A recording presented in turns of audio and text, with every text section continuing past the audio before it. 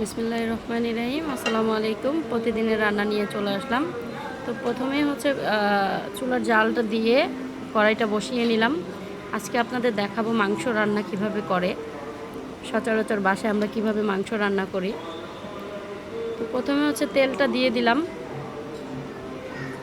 প্রথমে হচ্ছে তেলটা আন্দাজ মতো দিয়ে দিব। আজকে আমি 1 কেজি গরুর মাংস রান্না করব। 2-3টা আলু দিয়ে 1 কেজি গরুর মাংস রান্না করব। তো সেই পরিমাণ অনুযায়ী তেলটা দিয়ে দিলাম। তো এখন হচ্ছে 3-4টা তেজপাতা ছিঁড়ে দিয়ে দিব। 3-4টা তেজপাতা দিয়ে দিলাম। আর এখন হচ্ছে পেঁয়াজ কুচি করে রাখা ছিল, তো 1 বাটি পেঁয়াজ কুচি করে রাখাগুলো দিয়ে দিলাম।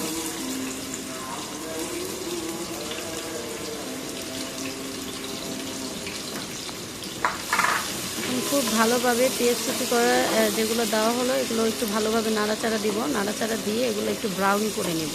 আসলে সবসময় আমি একেবারে মেখে ঝুঁকেই বসাই দিই। তো আজকে মন ছিল যে একটু কষায় রান্না করি, তো এই জন্য আর কি এইভাবে রান্না করা। তো পেঁয়াজগুলো ভালোভাবে নেড়ে নিব। পেঁয়াজগুলো যখন ব্রাউন হয়ে আসবে তখন হচ্ছে আমি আমার মশলাগুলো দিয়ে দিব। তো আমরা যখন পেঁয়াজটা ব্রাউন করব, মানে এমনভাবে করব যাতে পেঁয়াজটা পুড়ে না যায়, ঠিক আছে? হালকা ব্রাউন করব, হালকা ব্রাউন করব, তাহলে তরকারির স্বাদটা ভালো আসে। একবারে ব্রাউন করে ফেললে স্বাদটা ওইরকম ভালো আসে না। এই তো আমার পেঁয়াজ বেরেস্তা হয়ে গেছে। এখন হচ্ছে আমি দিয়ে দেব আদা রসুন।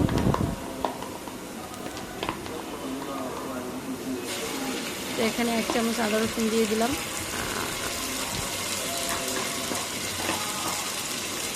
আরও 1 চামচ আদা রসুন দিয়ে দিব।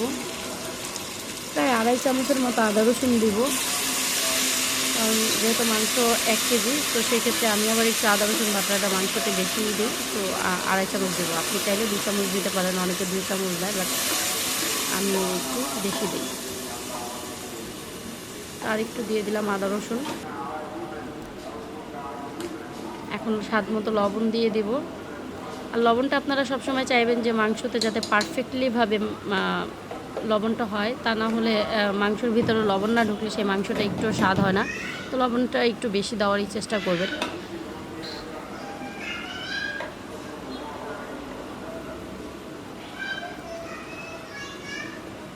এখন হলুদের গুঁড়া দিয়ে দিব 2 থেকে 2.5 চামচের মতো, কারণ আমার চামচটা খুব ছোট, আর বড় চামচ হলে আপনারা 1 থেকে 1.5 চামচ দিলেই হবে।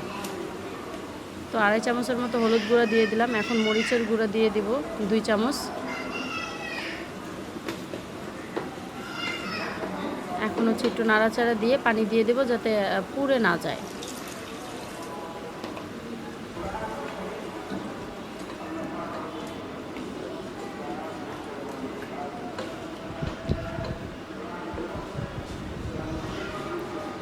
এখন হচ্ছে আমি গরম মশলা গুঁড়া করা ছিল সেগুলো দিয়ে দিব। গরম মশলা গুঁড়া দিয়ে দিব।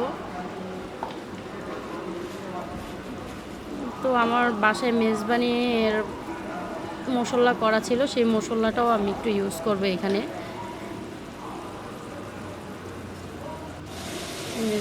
মেজবানির মশলাটাও আমি গুঁড়ো করে রাখি। তো এখন মাংসটা কষাই নিচ্ছি। এখানে আমি 1 কেজি পরিমাণ মাংস দিয়ে দিলাম, দিয়ে হচ্ছে মাংসটা কষাই নিব। খুব ভালোভাবে নাড়াচাড়া দিয়ে নিব। আর এরই মধ্যে চুলার আঁচটা একটু কমিয়ে নিব যাতে লেগে না যায়। নাড়াচাড়া দিয়ে এখন ঢেকে দিব। ঢেকে দিয়ে চুলার আঁচটা একটু কমিয়ে দিব। যখন মাংস থেকে পানিটা বের হবে তখন আবার আমি চুলার আঁচটা আবার বাড়িয়ে দেব। ঢেকে দিলাম, 4-5 মিনিট কষাবো, দেন হচ্ছে আবার উঠালাম। দেখেন একটু একটু পানি বের হইতেছে। তো এখন হচ্ছে চুলার আঁচটা আবার বাড়িয়ে দিলাম। তো এখন হচ্ছে আবার নাড়াচাড়া দিয়ে দিব যাতে নিচে লেগে না যায়। নাড়াচাড়া দিয়ে আবার ঢেকে দেব আমি। ভালোভাবে নাড়াচাড়া দিয়ে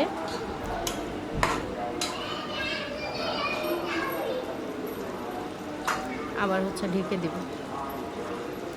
তো এইভাবে আমাদের মাংসটা খুব ভালোভাবে কষাতে হবে। মাংসটা ভালোভাবে না কষালে মাংসের স্বাদটা ভালো আসে না। এখন হচ্ছে জিরা বাটাটা দিয়ে দেবো, কারণ আমি হচ্ছে সবার মতো একসাথে জিরাটা দিই না। জিরাটা আমি হচ্ছে একটু পরে দিই, যাতে জিরার যে অথেন্টিক যে ঘ্রাণটা সেটা যাতে আসে মাংস থেকে। তো এই জন্য জিরা বাটাটা আমি হচ্ছে পরে দিই। জিরা বাটাটা দিয়ে এখন নাড়াচাড়া দিয়ে দেবো। নাড়াচাড়া দিয়ে তারপর হচ্ছে আবার ঢেকে দেব।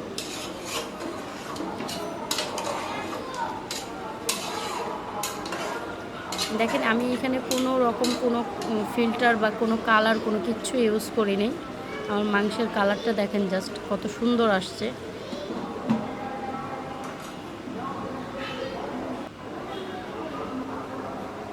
তো ঢেকে দিলাম, আবার কিছুক্ষণ পরে ঢাকনাটা উঠে আবার নাড়াচাড়া দিয়ে দিব, কারণ হচ্ছে নয়তো লেগে যাবে। তো যখন আমরা মাংসটা কষাই তখন কি মানে বারবারই হচ্ছে ঢাকনাটা উঠায় একটু নাড়া দিতে হয়, তা না হলে ভয় থাকে মাংসটা যদি একবার লেগে যায় সেই পুরো গন্ধটা থেকে গেলে সেই মাংসটা আর ভালো লাগে না, স্বাদ লাগে না, অথেন্টিক যে ঘ্রাণটা সেটা আসে না। তো এই জন্য বারবার নাড়াচাড়া দিতে হবে। যখনই আমরা কষাবো তখন বারবার নাড়াচাড়া দিয়ে তারপর রাখবো, যাতে নিচে লেগে না যায়, পুড়ে না যায়। তো আবারও ঢেকে দিলাম, আবার 5-10 মিনিটের মধ্যে আবার মাংসটা নাড়া দিয়ে দিব।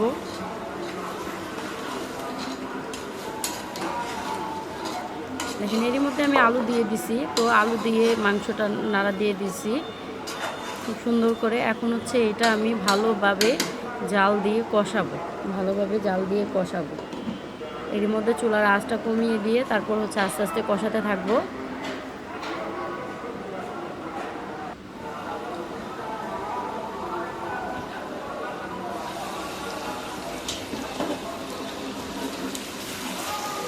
দেখেন কত সুন্দর তেল বেরিয়ে আসছে।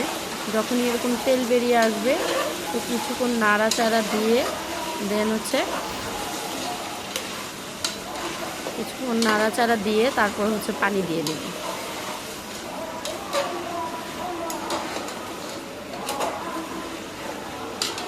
আমরা একটু ভালোভাবে নাড়বো, কারণ ভালোভাবে যদি নাড়াচাড়া না করি তাহলে সেক্ষেত্রে লেগে যাবে, আর লেগে গেলেই হচ্ছে মাংসটা গন্ধ করবে, লেগে গেলেই মাংসের স্বাদটা চলে যাবে।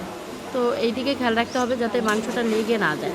কি সুন্দর দেখেন কালার আসছে, মানে জাস্ট ওয়াও একটা কালার। এখানে কিন্তু কোনো রকম ফিল্টার দেওয়া নাই। তো এইভাবেই প্রতিদিনের রান্নাগুলো আপনাদের সাথে শেয়ার করব। আপনাদেরও যদি ভালো লাগে আপনারা এইভাবে রান্না করে খেয়ে দেখবেন, ইনশাল্লাহ খুব ভালো স্বাদ আসবে।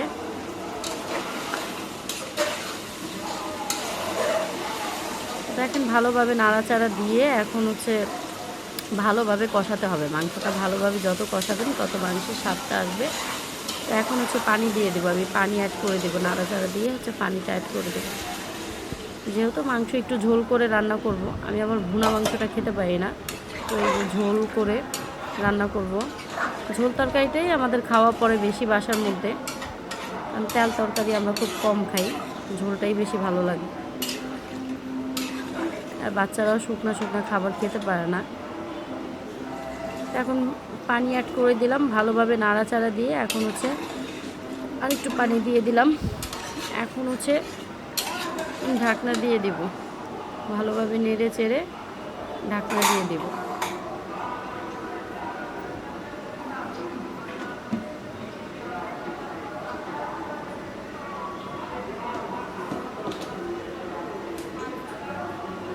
এখন চুলার আঁচটা বাড়াই দিলাম, কারণ হচ্ছে চুলার আঁচটা বাড়াই দিতে হবে যেহেতু পানি দিয়েছি।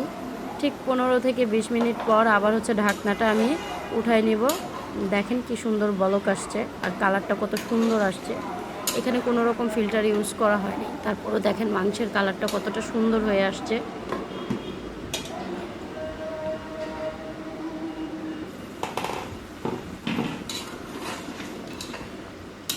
আবারও ঢেকে দিয়ে আবার 10-15 মিনিট পরে আবারও হচ্ছে ঢাকনাটা উঠিয়ে নিলাম। দেখেন এখন অলরেডি হচ্ছে 70% কুক হয়েছে। তো আরও কিছুক্ষণ হবে, কারণ মাংসটা এখনও শক্ত আছে। তো এই পর্যায়ে আমি আবার কি করব, নেড়ে চেড়ে ঢাকনাটা দিয়ে একেবারে সফট মানে ডিম করে হচ্ছে রাখবো, যাতে তেলটা একটু বের হয়ে আসে আর মাংসটা একেবারে সফট হয়ে যায়। আমি কি করি লাস্টে যখন হচ্ছে ঢেকে দিই, ঢেকে দেওয়ার পরে একেবারে চুলার আঁচটা কমিয়ে দিই। দেওয়ার পরে হচ্ছে তখন দেখবেন যখন চুলার আঁচটা কমিয়ে দিবেন মাংসটা এতটা সফট হবে যে আপনাদের খেতে ভালোই লাগবে, আর একেবারেই সফট হয়ে যাবে মাংসটা।